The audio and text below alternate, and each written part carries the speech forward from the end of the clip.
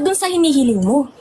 Ipakita mo na ready ka na. Kailangan nagtatanim ka na ngayon pa lang, tinatanim mo yung word of God dyan sa puso mo, araw-araw ka nagbabasa, nakikinig ka, 'di ba? Ikay talagang nananalangin, may prayer life ka. Hindi mo kinakaligtaan, 'di ba? Nag-share ka ng gospel, nagiging inaano mo yung image ng Panginoon through you, nakikita ng ibang tao, 'di ba? Yan, nagmamanifest, nagbe-bear ng fruit. Yan, nagtatanim ka na ngayon. Para pag nagpaulan ng Panginoon, nagpaulan siya, may tutubo ngayon. Yun na yun. Diba, tutubo, magtanim ka ng spiritual discipline, magtanim ka ng wisdom, diba, maghingi ka sa Panginoon, ask and then read. Ito po, mind of Christ po ito. This is the mind of Christ, His word. This is Him. So, kailangan po kayo magtanim palagi ng seed. Taniman nyo ng taniman ng seed. Magtanim kayo ng magtanim ng seed kasi ang Panginoon talagang gusto niya na mag-prosper tayo sa lahat, physical man o spiritual. Kaya kailangan pag nagpaulan na po siya ng blessing at favor, kailangan may nakatanim sa'yo. Pag wala, useless. Walang tutubo sa'yo. Diba mga kapatid? So, yan po yun kasi, if there is no seed on the ground, no matter how much rain, there is no harvest. Wala kang aanihin. Diba? Katulad nga po nung sa John 15, pagka wala pong bunga, ay puputulin sa puno at itatapon sa apoy. Yes, para po siyang lupa. Alam niyo po yung ground kasi, our heart. Parang sa parable of the sower. Diba? Yung parable of the sower ay talinhaga yun na yung word of God, yun yung seed. And then, yung lupa, yung ground, yung puso natin yun. Puso. Diba? Kailangan ano yan. Talagang tinataniman mo, and then wina-water. Dinidilig. So, kailangan araw-araw. Araw-araw yung ano mo. Pagbabasa mo, yung lahat ng ginagawa mo para sa Panginoon. Araw-araw dapat yan. Kung wala ka pang nakikita ngayon, since ikay kunwari bago pa lang, diretso ka lang. Para nga po yun, na-share na po natin yun yung halimbawa po sa prutas. Yung prutas po, di ba, kunwari, orange. Di ba yung orange may vitamin C po yun? Pero hindi mo naman nakikita yung vitamin C. Hindi mo siya physical na nakikita dun sa orange, di ba? Pero pag kinain mo, marireceive mo yung vitamins. So, ibig sabihin, sa Word of God po, kahit wala ka pang nakikita ngayon, pero meron yan. Nare-receive yan ng katawan mo. Nare-receive yan ng isip mo. Nare-receive yan ng spiritual mo. Nare-receive yan ng puso mo. Nare-receive yan. Continue ka lang ng continue, tapos makikita mo na lang, may result na. Kasi nagtanim ka eh. Nagtanim ka ng seed. At lagi mo siyang laging nadidiligan. Di ba, nakikinig ka, di ba? Hindi ka lang nagbabasa, hindi ka lang nagtatanim, kundi nakikinig ka din. So, nadidiligan din yung seed. So, yun mga kapatid, no? Thank you po. Praise God po. By processing po talaga siya, ate. Kasi yun nga po, no, doon talaga nag-i-start sa pakikinig, sa pagbabasa ng pagbabasa, and yun nga po sa pagsisik po ng pagsisik, sa pagsisik po sa bawat araw na sa ating Panginoon. Parang mamamatay ng 1 minute. Yan. Ano ata yun, kuya? Kailangan naka-open cam ka. Oo, parang mamamatay in 1 minute. Mamamatay yung live pag kapag na-restrict. Kailangan Dapat naka-on naka-on ka, brother. Yeah. Yeah. So, yun nga po. Nabanggit po yun, diba, sa Romans na hearing the word of God. Amen. Romans Sa pakikinig and sa pakikinig. Yes. 10:17. Amen po. Amen. Yun nga po, sa pakikinig ng salita nga po ng Panginoon, na siya nga pong nakakapagpabago, nga po sa ating mga sa mga ating ginagawa dati na makamundo, na konti-konti po na binabago yung ating mga sarili, mga kapatid. So, praise God dahil po natapos po ng maayos yung naging topic natin, and may mga bago na naman po tayong nalaman, natutunan, and lalong-lalo na po, no, nabusog na naman po tayo sa mga nalaman po natin about nga po sa salita nga po ng ating Panginoong Kristo. Amen. Lagi po mag-share ng Word of God. Amen po, Nanay. Amen. Lagi po natin siyang ibabahagi kahit po pagod, kahit may sakit. Talagang hindi na, non-stop na. Hindi tayo hihinto hanggang sa marami na yung mataniman, makakita, makabasa, na kahit po hindi nila ito sabihin, hindi kasi wala naman po sila maitatanggi in the end of the day. Kasi lahat po yan nakikita nila, lahat ng ginagawa natin, lahat na naririnig rin po nila, lalo na po yung mga pangangaral natin, pagbabahagi natin ng salita sa kanila, lalo na yung mga pinapost po natin mga videos, sa, ayun nga po, sa pagbabahagi nga po ng salita ng Panginoon, walang-wala po silang maitatanggi sa katapusan po ng araw na ito sa pagbabalik ng Panginoon kapag tinanong po sila na bakit hindi po sila nagbago, hindi nila tayo pinakinggan, hindi nila tinalikuran, kung ano man po yung mga ginagawa nilang kasamaan nga po sa mundong ito, mga kapatid. Kasi yun nga po, no, na kagustuhan po talaga sa atin ng ating Panginoon is mapabago tayo. Na bumalik po tayo sa talagang kung ano talaga yung ginawa niya na tayo. Na talagang malinis, tapat, talagang may galak, banal. Yung pure po mga kapatid, kumbaga innocent. Innocent po na anak po ng Diyos. Na nawala nga po, 'di ba? Nabanggit nga po ni Ate Lynn na nawala po. Doon pa lang po sa ating mga unang nanay at tatay na si Adam and Eve, mga kapatid.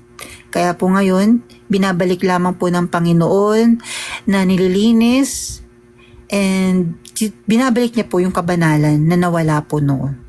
And yung obedience na siya pong tinanggal natin nga, ito nga po mga una nating nanay at tatay noong kapanahunan po nila, mga kapatid. Yun lamang po, mga kapatid.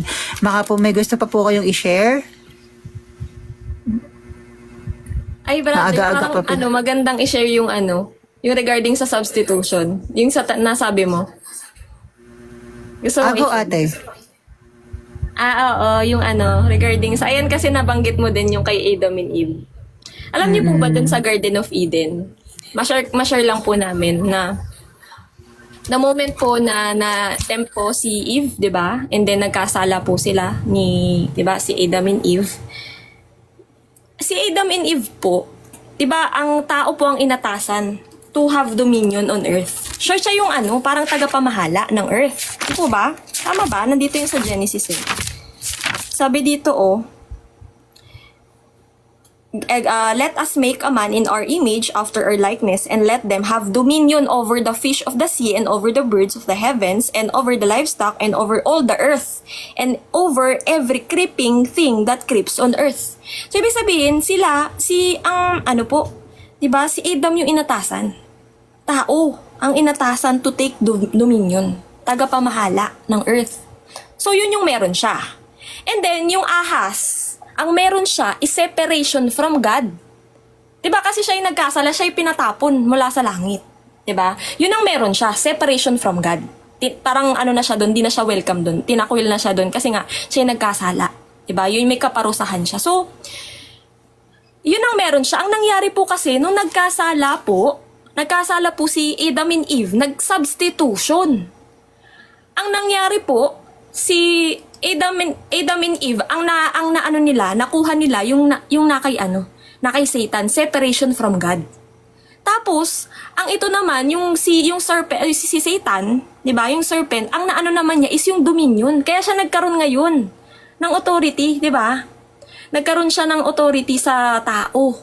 Kaya nga po, 'di ba, kinuha sa kanya nung crucifixion na ng Panginoon, nung sa kanyang victory, kinuha kay Satan, 'di ba? Yung authority. Kaya 'di ba, yun yung symbolism ng pagkapanalo ng Panginoon. He defeated sin, the death, and Satan. So nag-substitution lang po ng kung anong meron, 'di ba? Kung anong meron yung si Satan na substitute dun sa sa tao, 'di ba? So yun ang ibinabalik ngayon ng Panginoon, tinatama niya na ngayon. Binabalik lang tayo from napunta nga tayo sa kingdom ni Satan, 'di ba?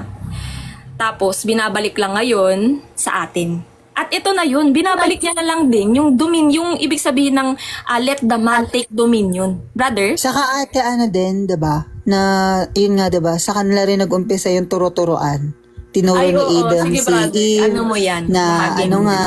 na eto na yung binigay daw sa kanya ng Panginoon na babae, yun daw yung sa kanya nakainin nga yung fruit nga doon nga sa Tree of Knowledge. And then, nung si Eve na yung tinatanong ng Panginoon, sinabi naman ni Eve, eto nga si Satan. Yung Yung ahas. nag-deceive sa kanya. Nagturo-turuan na. Hanggang sa napunta na kay Satan. Then, ayun na, inano na siya ng Panginoon, diba? Like, parang sinakal ba yun? Then, doon na inano niya, nakinurse niya na tong si Satan, na, ayun nga, yung sa Bruce Hill, ganito, ganyan. Na sinabi niya na talaga doon na napasa. Doon yung pumasok sa akin na nung nakaraan, nung inaano natin yun na talagang nagturo-turuan sila. Hanggang sa napunta na Brother, kay Satan. share mo din yung about sa seed. Seed versus seed. Alin doon? Seed versus seed. Yung seed versus seed. Yung, alin ba dito? Yung sa yung sa napanood natin? Ito, hindi nandito lang naman yan sa scripture na, ang sabi kasi dito, 'di ba sabi dito, Genesis chapter 3 verse 15, sabi ng Panginoon, ito yung kaparusahan, 'di ba? Sabi dito, I will put enmity between you and the woman. Ito yung kaparusahan nga dun sa ahas. Kay Satan, I will put enmity between you and the woman, and between your offspring and her offspring. She shall bruise your head and you shall bruise his heel. Ibig sabihin po, yung seed, 'di ba? Yung offspring po ng tao, 'di ba? Ikaw na siguro ate, nakalimutan ko yung iba. Yes, yung seed ng tao, tawag dito, and then seed ni Satan, doon na nagsimulang magkaroon talaga ng tawag dito, ano bang tawag, right term doon? Na parang, kaya nga po nagkaroon talaga ng matinding galit si Satan. Kasi dahil po dito. Nagka-rival siya, ate, rival. Enmity. Galit. Saka rival, parang Oo, yun rivalry, labanan. Kaya po, itong si Satan talagang dinidistort niya yung God's image. Kasi nga dahil po dito, nagkaroon na po ng seed versus seed. 'Di ba? Seed ni Satan, 'di ba? Maraming anak si Satan, 'di ba? Children of the devil. And then, children of God. Yan nga po din na nasa Revelation po yan, na yung mga talagang ginagamit ni Satan para po i-persecute, upang kalabanin, upang patalikurin sa pananampalataya yung mga nasa Diyos na po, 'di ba? Yung mga saints ng Panginoon. Yan po yan. Nandito pala siya nagbula sa Genesis pa lang. Binigyan ng enmity between Satan and the woman, yung offspring niya. Offspring to offspring. So, yun lang mga kapatid. Bigla lang pumasok. Bigla lang naalala kasi nabanggit ni Brother Daniel. Ayan, praise God. Amen. Amen. Amen. Wala na po bang mag-share? Nanay Wilma, Nanay Evelyn, Brother Angel, Kuya Pogs, Kuya Joe, baka ikaw po, may ka pa, dadagdag sa ating topic.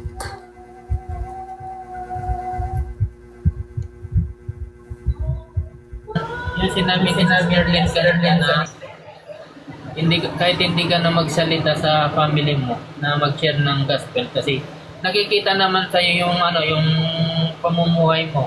Nakikita yung Panginoon sa pamumuhay mo. Yan, parang nag-share ka na rin ng gospel. Amen. Kumbaga, Yes. doon pa lang sa nakakita nila sa'yo sa bawat araw na pamumuhay mo nga, pananampalataya mo, pagbabasa mo ng Bible. And yun nga, hindi na wala na excuse sila doon. Kumbaga, hindi na nila excuse na hindi mo sila nabahagian. Kasi doon pa lang sa ginagawa mo, nakikita na nila yun eh. Isa ng malaking isa ng malaking example yun. Kaya hindi sila pwedeng makatanggi na hindi nila nakikita or hindi sila nababahagian. Kasi syempre, di ba, umpisa pa lang sinasabihan na natin sila, pero anong ginagawa nila? Tinitigasan nila yung puso nila. Katulad na lang sa amen, sa pagbabahagi natin, sa pagsasabi natin na ganito, magbago sila, na wala namang katuturan, wala namang kasay-say yung mga mga bagay dito sa mundong to. Pero wala. Talagang ang focus talaga nila is talagang sin, which is world. Not on unseen, which is spiritual. Na siya pong makakapagligtas nga po sa ating mga buhay, sa darating nga po na galit ng Panginoon. And blessed evening po, Brother Sam. Hello po, Brother Sam. Blessed evening. Blessed evening. Words is Welcome louder po. than words. Amen. Amen, Sister Yun nga po, Lee. katulad ng sinabi din ni Brother Joe. Yes po, kasi, kailangan din po talaga nating mag-share ng gospel kasi yan po yung utos ng Panginoon, di ba? Mag-share ng gospel. So, sinasharean din natin yung pamilya natin. Yun nga lang, syempre hindi sila nakikinig kasi makamundo pa nga sila, di ba? So, ipakita mo na lang. Ipakita mo na lang sa pamumuhay mo na nag-represent mo, rin-reflect mo ang Panginoong Jesucristo para nang sa gayon, di ba, nakikita pa rin nila. Natataniman pa rin sila ng seed. 'Di ba mga kapatid? And then, ganoon din sa mga kaibigan mo, mga nakapalibot sa iyo, mga yan sa online man o physical, mag-share po tayo ng gospel and then at the same time pakita din po natin yung fruit ng Holy Spirit, yung image ng Panginoon. Yun nga po, 'di ba? Spread God's image. Para po yung mga tao ay makita nila na ikaw po mismo ay nirerepresenta mo ang Panginoon. Kasi ang ano naman po nun, kapag katulad nga po nung yung kung sino pa yung nagsasabi na nananampalataya siya tapos nag-share siya ng word of God, ng gospel, tapos makikita yung pamumuhay hindi nakaayon sa Panginoon.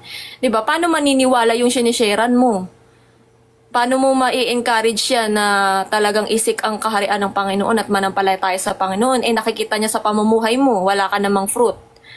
'Di ba? Nasaan yung fruit? Discern niyo po yung fruit, 'di ba? Titingnan niyo po yung pamumuhay ng tao, pananalita niya, or kung yan po ay worldly tapos nang nagbabahagi ng salita ng Diyos, 'di ba? Walang ano sa kanya.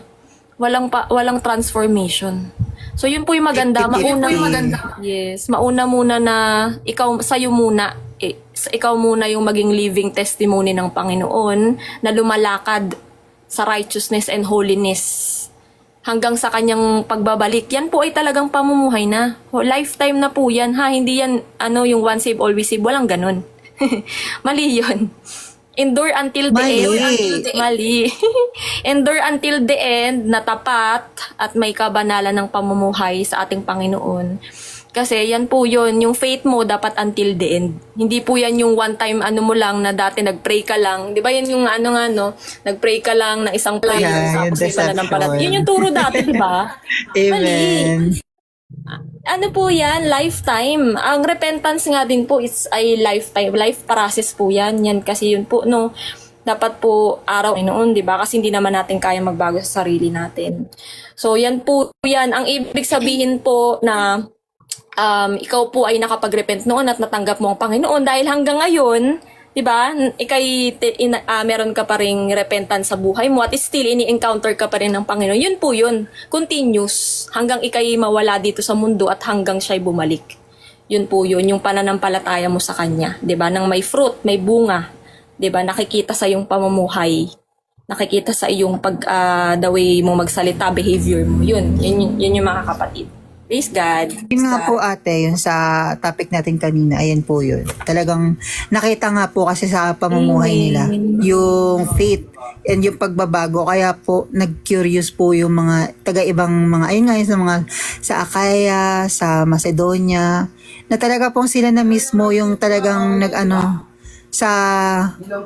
naging nga po ng pananampalataya nga po ng mga taga-Thessalonians. Kaya ayun nga po, 'di ba? Grabe. Tayo rin yung representation doon ng mga Thessalonians na ayun nga nakikita po sa ating pamumuhay, sa ating mga ginagawa sa bawat araw na talaga nga po na may tunay na pananampalataya and paglakad talaga sa ating Panginoong Jesucristo.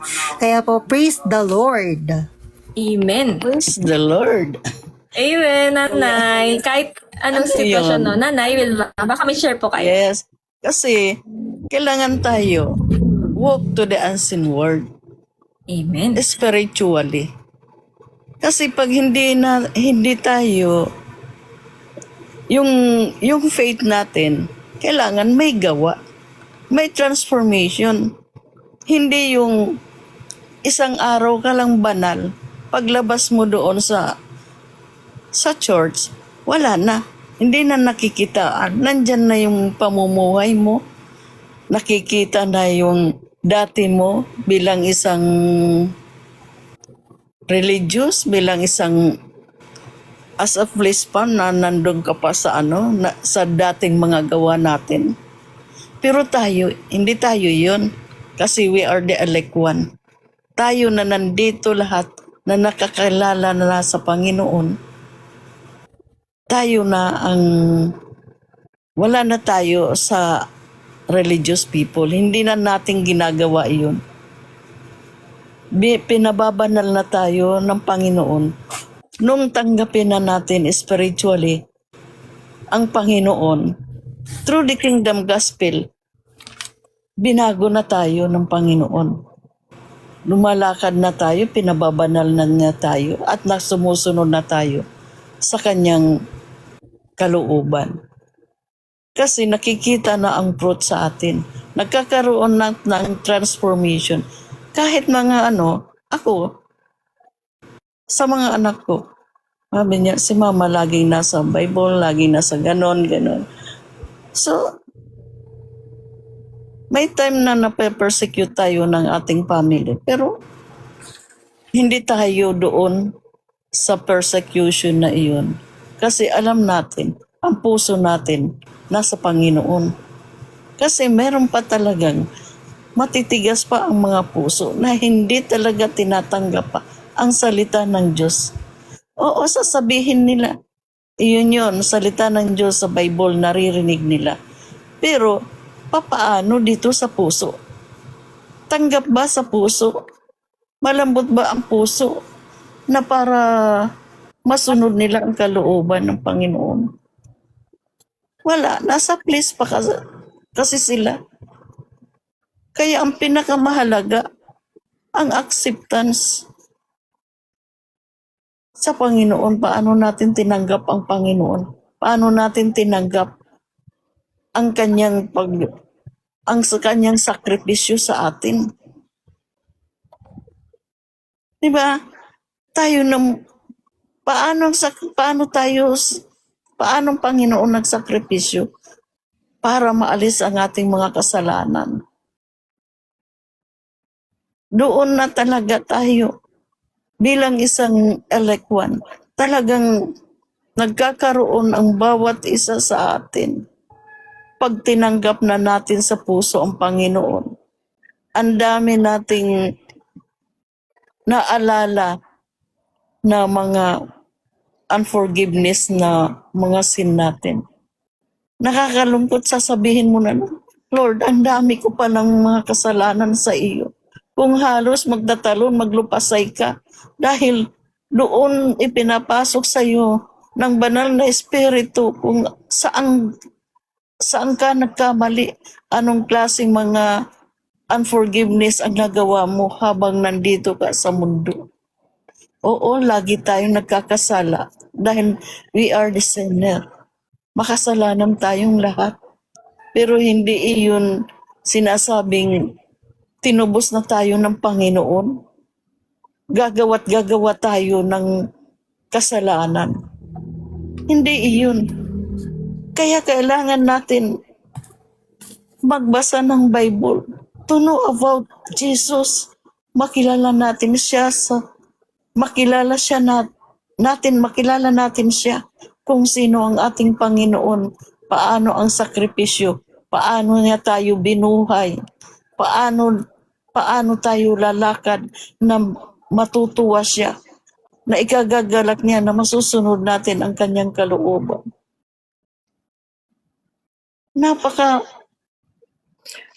Diba na malungkot.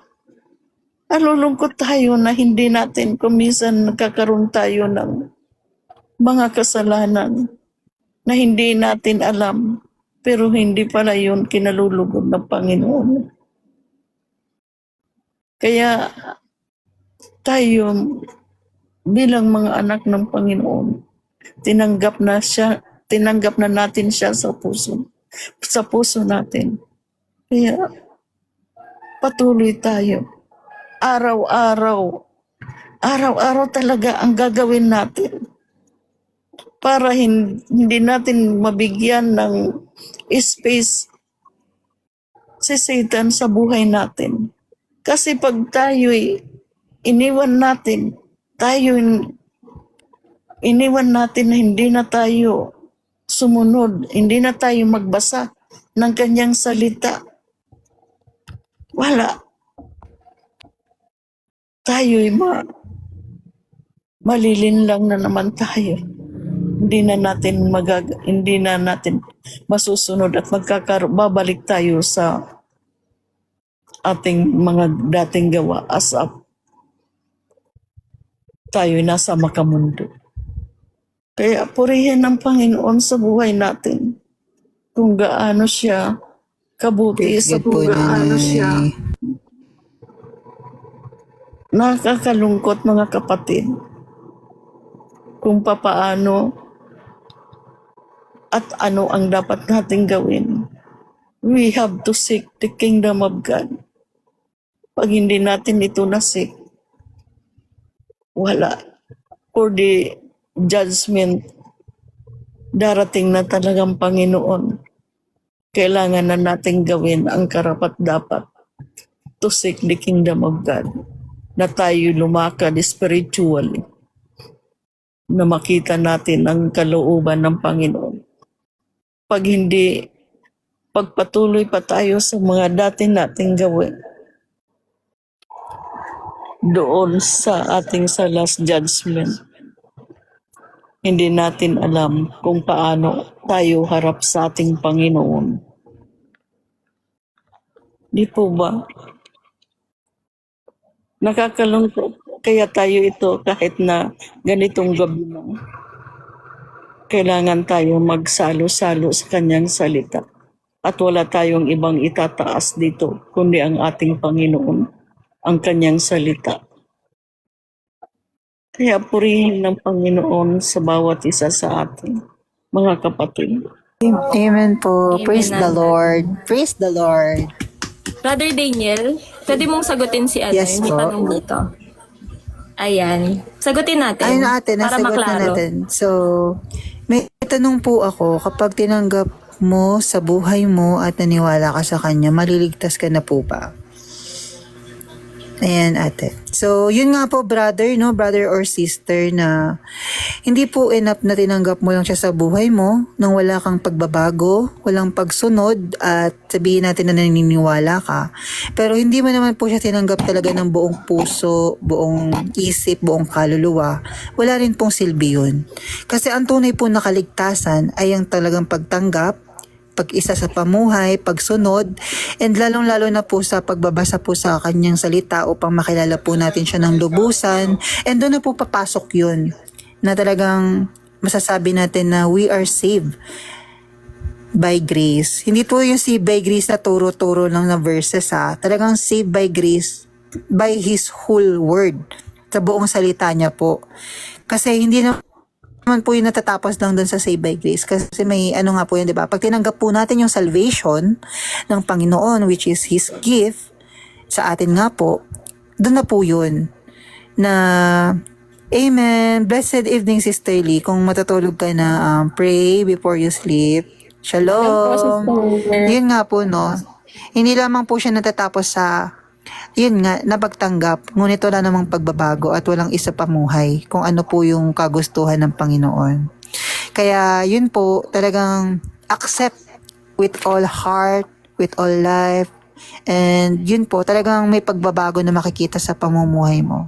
Yun lamang po, brother, sa iyo Yes pong po. katanungan. Yes. Ayun po, tama po yun, no? Yan yung kasagutan regarding dyan. At wala po, brother, sister, kapatid, na nagtanong po. Wala pong one save, always save. Yes, ito po yung binigay ni Brother Sam, yung Ephesians chapter 2, verse 8 to 9. Kailangan po nating basahin yung unahan. Ano po ba yung nandoon sa verse 1 to 7 bago mag 8 to 9, bago maging saved by grace? Nakalagay po doon na yun po yung mga talagang dininay na po yung kanilang sarili, yung kanilang mga kagustuhan, di ba? Yung denying themselves, dito sa pagnanasa dito sa kasamaan ng mundo, mga tumalikod na, 'di ba? Hindi na nandito yung kanilang isip, puso at pamumuhay. Ibig sabihin na born again na po sila. Sabi nga po, 'di ba? Kapag po hindi po tayo na born again, hindi po natin masisik yung kingdom of God. So ibig sabihin po ay hindi po ito yung sinabi po na yung maling katuruan na one save always save. Dapat po yan ay talagang hanggang sa huli. Kasi hanggang sa huli po dapat may pananampalataya tayo sa Panginoon. At yung pananampalataya po ay nagbubunga po ito. May ebidensya po dapat. Kasi pwede kong sabihin na may pananampalataya ako. Paano mo malalaman? Diba? Makikita mo ngayon.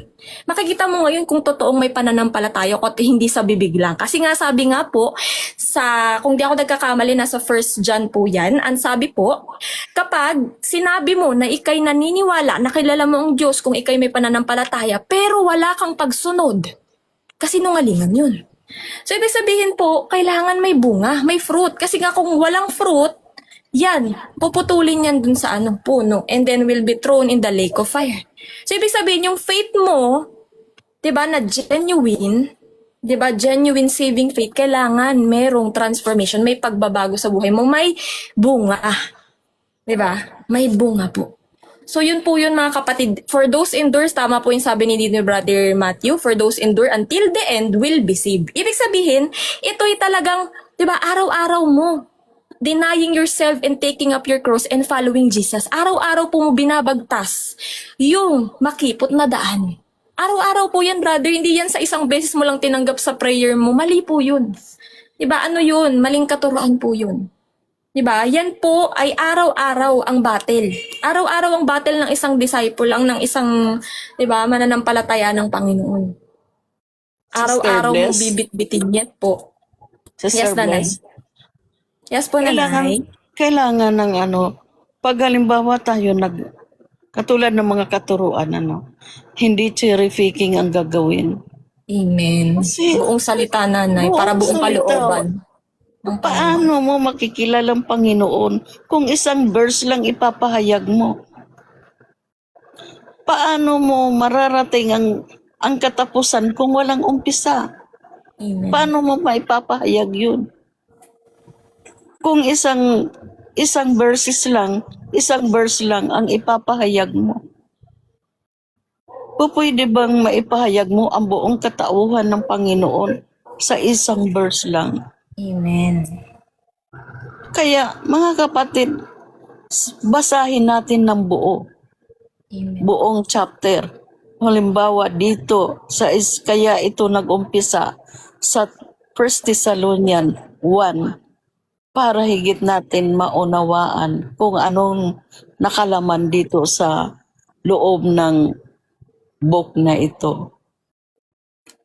Kaya hindi tayo mag-cherry picking kasi hindi iyon natin makikilala ang Panginoon. Mali yun. Madidisib tayo dyan. Ipapahayag lang, kukunin lang yung gustong marinig about blessing, prosperity. Hindi iyon. Kailangan ang turo, may kabatasan, may boldliness.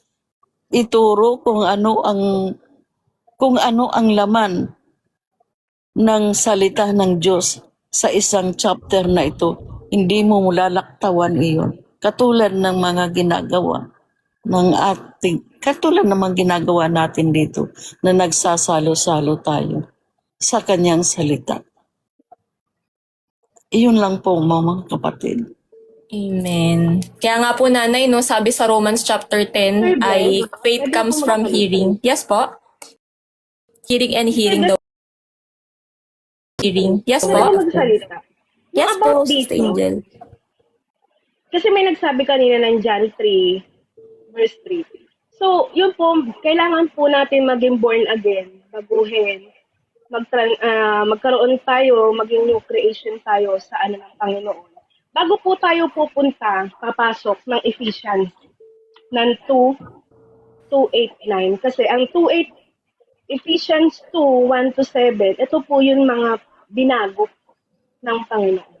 Di ba? Binago ka ng Panginoon, inalis ka sa dati mong makamundong pamumuhay. Ngayon lumalakad ka sa katuwiran ng ating Panginoon. Bago tayo pumunta dito sa Ephesians, kailangan muna natin maging born again. Di ba? Ano po ba yung born again? Ito po hindi religious. Ito po yung born again na sinasabi na babaguhin ka ng Panginoon. Kasi hindi po kayang magbago ng tao sa sarili lamang niya. Kaya pong magbago ng tao sa tulong ng Holy Spirit.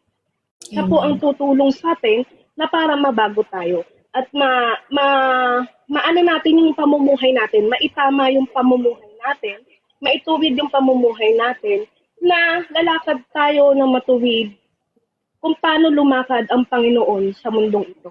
Di ba? Yes, tayo'y kapupuutan ng mga tao hindi kinikilala ang Panginoon. Tama. Kasi wala naman pong ibang way. Hindi naman po lahat, hindi po mga relihiyon, hindi po mga kapatid, kamag-anak ang makakapagligtas sa atin, kundi ang Panginoon lamang. Siya lang po talaga ang the way, the truth, and the life. Siya lang po ang daan patungo sa buhay na walang hanggan.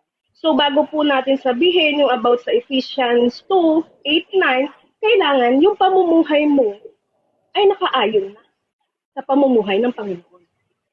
Kailangan natin maging katulad ng Panginoon. Kaya nga po tayo nandito, nagpapalakasan, nagpapatataga ng pananampalataya sa ating Panginoon para po tayo lumago. At pagdating po noon, nababago tayo, diyan na po papasok yung saved by grace. Nabago ka. Kaya ka nga po na-save. Na-save ka dahil binago ka ng Panginoon. Na-save ka kasi lumakad ka sa pamumuhay sa ating Panginoon. Yun po. Maraming salamat po mga kapatid. Yes, amen. Talagang for those endure until the end. Hanggang end po ito mga kapatid. Hindi po yan yung unang beses lang na tinanggap po Panginoon o yun na yun. Hindi po. Until the end. Until your death or until the coming of the Lord Jesus Christ. Di po ba? Kasi makipot po talaga ang daan. And faith comes from hearing and hearing the word of Christ. Ibig sabihin po, sa kanyang salita manggagaling. Kasi siya po ito eh. So, hindi po yung, ayun nga, yung isang verse and then may pananampalataya ka na, hindi po, buong salita po yan. Buong kalooban po ng Panginoon. So, yun po yun mga kapatid, no? Baka meron pa kayong... Sir Bless, may dadagdag din ako. sige Mga po, kapatid, sister. hindi lang po sapat ang mananampalataya tayo kung hindi po ito nagmumula sa puso. Kasi madali lang naman pong magdasal, manalangin, manampalataya. Kagaya nung kinalistahan nating tradisyon, na akala natin sa tuwing magsisimba tayo ng linggo, nananalangin tayo, nananampalata tayo, ligtas na tayo. Hindi po pala. 'Di ba? Mali po pala. Kasi ang panalangin, ang pananampalataya po, ay isinasabuhay. Ito'y araw-araw nating ginagawa. Amen. Kung pwede nga lang, minumunuto itong ginagawa ang panalangin. Kasi ito'y unlimited. Wala siyang hangganan na panalangin. Kaya, ang pananampalataya po, hindi lang po yan babase ng linggo, hindi lang po yan babase kung kailan mo gustong magsimba. Ang pananampalataya ay nasa puso natin na araw-araw natin ginagawa. Yan po, ang pananampalataya natin sa Panginoon. Amen. Thank you, Sister Blaine. Ayan. Tapos lastly na lang, last na siguro na mga kapatid. May warning po tayo sa apostasy. 'Di ba? Warning against apostasy. So natapik na Ay, rin Ate po yan. Lynn, explain mo yung about sa mananampalataya na walang gawa patay, sabi niya. Saan? Kung may pananampalataya na walang ito gawa, yung patay ano. sabi. Ito yun. Yung faith without, yung faith Faith without work is dead. without work is dead. And the body without spirit is also dead. sige Brad, Sister Angel. Ayun, di ba nga sabi nga dito, pag, ang pananampalataya wala sa... Ito nga po yun, di ba? Kaya tayo nakikinig ng salita ng Diyos para po tayo lumalim sa pananampalataya. At hindi lang po matatapos sa pakikinig, kailangan natin gumawa. Paano po bang gumawa? E di pangaral din po natin yung napakinggan nating salita, yung nabasa nating salita sa Panginoon. Para po maibahagi din natin yung pananampalataya na kung anong meron tayong pananampalataya sa Panginoon. At yung body without spirit, yung po yun, spirit, pag wala kang banal na espiritu sa iyo, hindi ka magkakaroon ng malalim na pananampalataya. Ganun, yun po ang kung hindi lang po sasapat na makikinig ka lang, kailangan po gagawa ka. Kikilos ka para magkaroon ka na mas matibay at mas malalim na pananampalataya. Mr. Blas, baka may dadagdag ka. Hindi po, brother, hindi po yun nating gawa. Hindi po nating gawa yun. Hindi po natin works yun. Di ba nga po sabi, diba? Gawa ng Not Holy our Spirit works, so yun. no one can boast. Ibig sabihin, hindi po nating gawa yun ng banal na espiritu. Kasi kung gawa lang natin, we we can never do, talagang wala tayong magagawa, di ba? Yan ay basura sa Panginoon yung mga gawa natin. Ang gawa, nakatanggap-tanggap at kalugod-lugod sa Panginoon is through the Holy Spirit. Siya din po sa Diyos. Di ba? Vessel lang po tayo. Kaya nga po kailangan, pag tinanggap mo ang Panginoon, itatanggihan mong sarili mo, ibibigay mo ang buhay mo. Para siya na yung maghari dyan, magdwell dyan, at siya din yung kumilos. Siya din po yung gumawa, di ba? Vessel ka lang, magsasubmit ka lang sa Panginoon. Yun po yun. Hindi natin yun gawa. Gawa yun ng Diyos, gawa ng Holy Spirit. Diba? Magsasubmit, mag-o-obey lang, sasubmit, full surrender lang po tayo sa Kanya. So, may pagsunod. So, yun lamang po mga kapatid, no? And then yung kanina, may warning po kasi tayo against apostasy. Kaya wala pong OSAS, wala pong one save, always save. Meron pong mga tao na nasa kaligtasan na at bumabalik pa po sa dati. 'Di ba? Umaalis po sa kaligtasan. Apostasy ang tawag dyan. Hebrews chapter 6. Na-topic na po yan. Kung gusto nyo po yung malaman, nandito na po yan. Nandyan na po sa account. Alam ko na upload na ata po yan. Si Nika po yung nag-topic. So yun po, mga kapatid. Ibig sabihin ng apostasy, sila po yung tumatalikod sa pananampalataya. Kaya wala po talagang OSAS or one save, always save. Kasi may warning against apostasy. So ito po talagang papamuhay mo hanggang sa huli. Enduring until the end na may tapat sa Panginoon. At importante po mga kapatid, na no one shall see the Lord without holiness. Kasi God is holy. So gagawin ka talaga niya, papabanalin ka niya. 'Di ba? Papabanalin ka ng Panginoon. Hindi pwedeng hindi ka pabanalin ng Panginoon kasi ang kanya lamang po na tutubusin sa kanyang pagbabalik ay yung kanyang mga napabanal. Kanyang mga saints. Di po ba? So yun lamang mga kapatid. Wala na po idadagdag, no? Baka pwede ng ano. Wala brother. naman na po siguro, ate. Ikaw na po mag-closing. Ikaw na po siguro mag-closing prayer. Yes po. Ayan. Ay, Amen. mamabas ko din. Si Daddy Evelyn, si ano yan? Brother John po yan. Ang Si na-chat na Brother na. John po yan. Mali yung na-replyan ni Nanay. Hindi nakilala ni Nanay Evelyn. Korean name, ang Panginoong Hesukristo po, siya po ang ating Diyos. Diyos Yes. na nagkatawang tao po, kapatid. Kaya po kung ang paniniwala mo, ang Panginoon ay hindi Diyos, deceive ka po. Nasa maling katuruan ka po, kapatid. Yes. Ibang Kailangan Bible lang po ang binabasa sa'yo. Anong Bible po yan, kapatid? Sino pong nagsasabi niyan, kapatid, na hindi Diyos ang ating Panginoong Hesukristo? Siya po ay Diyos, kapatid. Diyos po siya na Sama nagkatawang na lang tao. po natin siya sa panalangin, brother. Amen. Sama mo na lang. No, po, sister. may laman na yung puso niya. Yes. Hindi niya kayang unawain. Hindi kasi niya mauunawaan kung ano yung pinapaliwanag natin. Amen. Until hindi niya tinatanggap ang Panginoon. Amen.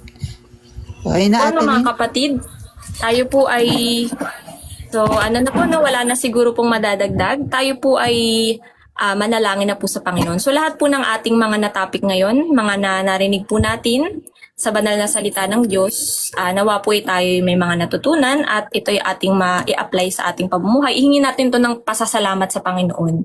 At humingi din tayo ng paggabay sa Panginoon sa gabing ito, 'di ba, sa ating mga pagtulog, sa ating pagpapahinga at kinabukasan sa ating paggising. So tayo po ay yumuko at pumikit at manalangin po sa Panginoon. Panginoong Diyos po naming makapangyarihan sa lahat. Maraming salamat po, Panginoon, dahil isa na naman pong gabi ang natapos at marami po kaming natutunan sa inyong banal na salita na hinatid po mismo ng inyong banal na espiritu. Lord God, kayo po ay dinadakila namin, pinapapurihan, pinasasalamatan at tinataas ang inyong pangalan at tanging pangalan mo lang, aming Panginoong Hesukristo, ang siyang matataas sa bawat araw ng aming buhay, sa bawat gawain aming ginagawa sa pang-araw-araw. Kayo po, para sa inyo po yun, Panginoon. Wala po kami dito, Panginoon, at wala po ang bawat isa, Panginoon, kung wala kayo, Panginoon, for you, Lord. We can do nothing without you, Lord Jesus Christ. Talaga pong kayo po, nawa ang maghari sa bawat isa, sa puso ng bawat isa, lalong-lalo na po dun sa mga bago. Dun pa sa mga wala pa sa kaharian mo, Panginoon, hipuin mo po ang kanilang puso, patungo sa inyo ng kanila na po kayong masik sa inyong salita, Panginoon, at Inyo na po silang matuwid at mapabanal ang kanilang mga buhay, Panginoon. Kaawaan niyo po ang bawat isang kaluluwa dito sa mundo, lalong-lalo na po yung nananatili pa po na nakadisalign or nakadisobey pa rin sa will mo, Panginoon. Yung mga nananatili pa po na spiritually dead, yung mga bulag pa at hindi pagising sa katotohanan na spiritual po ang lahat. Na talagang sa unseen po dapat mag-focus at hindi po sa sin or sa physical world, Panginoon. Nawa po, Panginoon, ay kung sino man po ang may karamdaman, nawa ito po ay pagalingin niyo po. At I declare, and we receive by your grace, healing, Lord God, sa mga may karamdaman, wisdom po, Panginoon, spiritual blessings, zeal sa aming paglilingkod, Panginoon, love, forgiveness, compassion, Lord God, and we want to hear you, Lord God, well, your Holy Spirit. Nawa po, lead us, Holy Spirit, palagi na ikaw ang masunod sa amin at hindi ang aming mga laman. Tulungan niyo po kami na pang-araw-araw na matanggihan namin ang aming mga sariling laman. At nawa ituwid niyo po kami, itama at disiplinahin. At kung ano man po ang dapat pang itama sa amin, Panginoon, kung meron pa kayong nakikita na hindi kalugod-lugod, Panginoon, inyo po kaming linisin, Panginoon. Bunutin ang ano pa man po dito, kung pride man po ito, unforgiveness, hate, fear, lust, adultery, idolatry, hate, and kung ano man po na mga hindi nyo kinalulugod, Panginoon. Tanggalin nyo po ang lahat ng ito. Bunutin nyo po ang kung ano man pong ugat o anong weeds na tinanim ng kaaway sa amin, Lord God. Kami po ay inyong linisin. We rebuke and bind lahat ng gawain ng kaaway, lahat-lahat ng mga evil schemes ni Satan. We rebuke and bind all demonic entities. We rebuke and bind Satan. And we rebuke and bind all the bondage, mga lies, mga doubts, mga fears, mga confusion na tinatanim ni Satan sa amin. And we declare and receive freedom from all of those yoke of slavery from sin, Panginoon, lalong-lalo na sa mga bago at sa aming mga pamilya na wala pa sa inyo, Panginoon. Nawa po sila ay inyong patuloy na kaawaan, Panginoon. At nawa ang lahat po ay kayo po mismo ang i-reflect nila sa kanilang pamumuhay, na kayo po ang makita, ang imahe niyo po ang makita po sa amin, Panginoon. Di ko na po hahabaan ang panalangin na ito at dinadalangin ko din po yung kapatid po namin na hindi pa rin po naniniwala sa inyo, Panginoong Hesus, na kayo po ay Diyos. Alam naman po namin na kami po ang inyong living testimony ng inyong kabutihan, ng inyong kapangyarihan, na kayo ang nag-iisang banal at buhay na Diyos.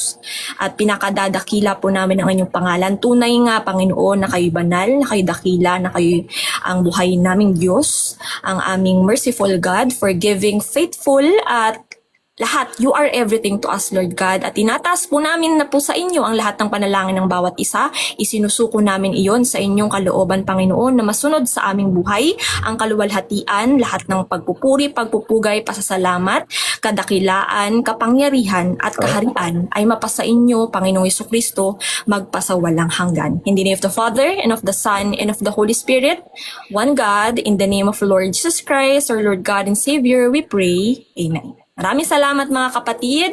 Magkita-kita po tayo muli sa Friday po. Sa Friday PM. Shalom po, Ating mga next live. kapatid. Shalom, See you po on everyone. Friday. Don't forget to pray before sleep. Shalom. Pray po bago matulog. Na naman naihayag ang Kingdom Gospel. Amen. Amen. Hello.